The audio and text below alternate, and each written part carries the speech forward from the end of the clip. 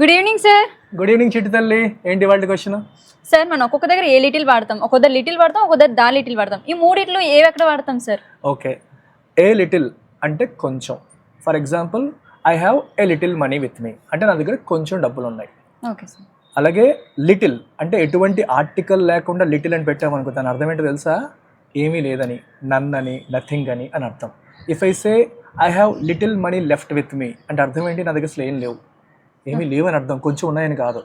Okay, the little అంటే ఆ కొంచెం. For example, I have the little money which you gave me yesterday with me అంటే అర్థం ఏంటి? నేను నాకు కొంచెం డబ్బులు ఇచ్చావు కదా, ఆ కొంచెం డబ్బులు నా దగ్గర ఉన్నాయి. ఆ కొంచెం అంటే స్పెసిఫిక్గా ఒక పలానా అమౌంట్ని మనం రెఫర్ చేసినప్పుడు ద లిటిల్ అని వాడతాం. Thank you sir.